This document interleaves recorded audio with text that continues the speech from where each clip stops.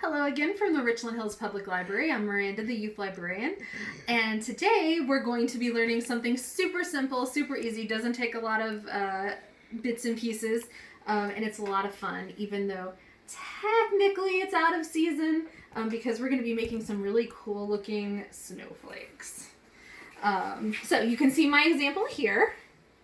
Super intricate, super cool, but what you can't tell, and let's see if I can get it folded back up so that you can see what I've done. What you can't tell is that this is actually a snowflake made out of my mom's name, Leah. So you can use any name you want to. Most people like to use their own names so that they can see what it looks like once it's all folded out. And I guarantee you, no matter what your name is, this will look awesome when you're done. And you do not have to be super skilled at drawing bubble letters or block letters.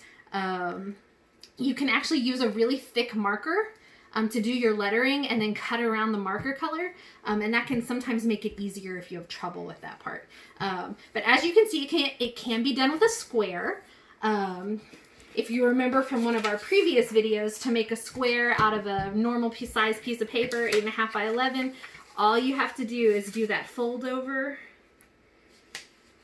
just like so, and then snip off the bottom, and then you've got your square. But I also wanted to show what the difference was if you use a different shape. So we're going to do a circle. This circle, I obviously printed off of the computer. You can do a perfect circle by using like a lid from, from like a big coffee can or something like that. You can use a plate, yes. So something like that, and you could trace around it. But I just printed mine off because I'm lazy. So we're gonna cut out our circle.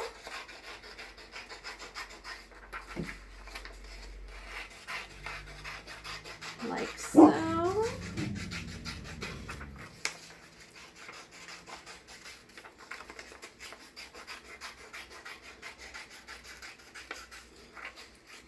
I really love this project because it's a fun way to create a really intricate snowflake using something super simple that everybody knows. All right, so we're gonna, the more times you fold it, the more intricate it will be. However, the more times that you fold it will also make it thicker and make it harder to cut. So keep that in mind as you're doing your folding.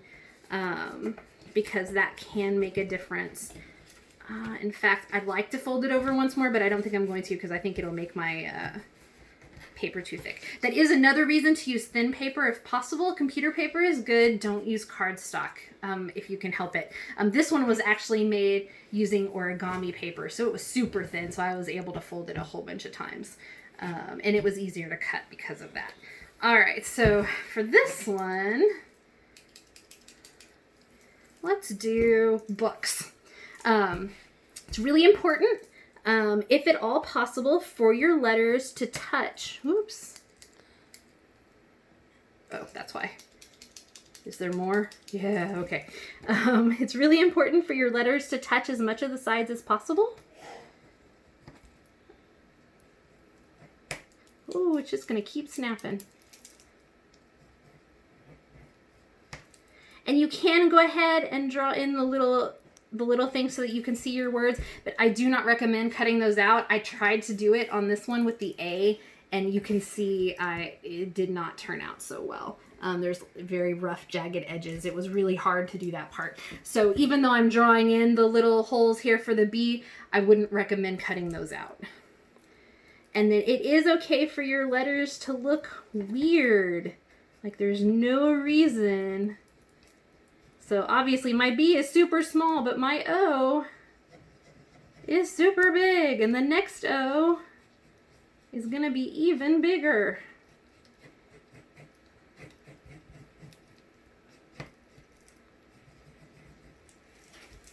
And my K is going to look even funkier. It does not every letter has to touch along this line, but the more letters that do, the better.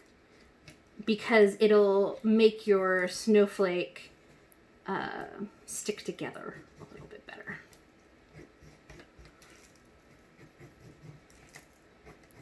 Ooh, I may not have room for an S. Let's see if I can make a teeny tiny S down here.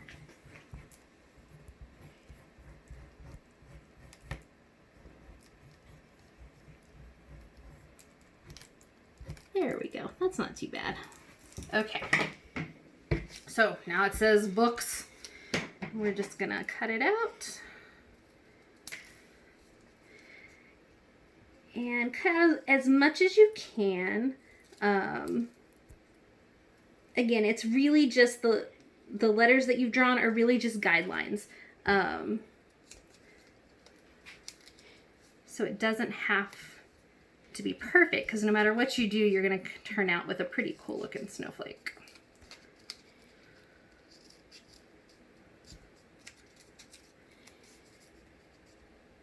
And because of the whole thick paper issue, if you've got a pair of really sharp scissors, that will definitely work better for this project. Dull scissors can make cutting out the bits of paper very painful on your fingers.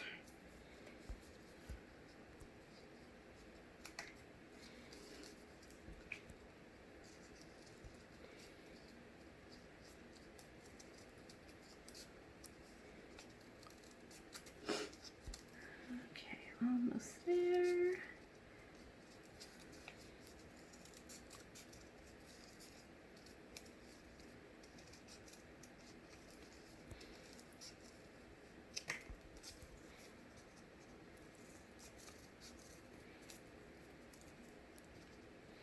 All right, and if I really wanted to get creative, I'd try to cut out the bigger holes for the O's, but we're not gonna do that for this time. All right, so here's my word. It says books.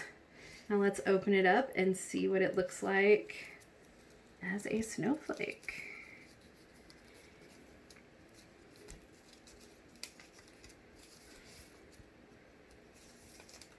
All right, there we go.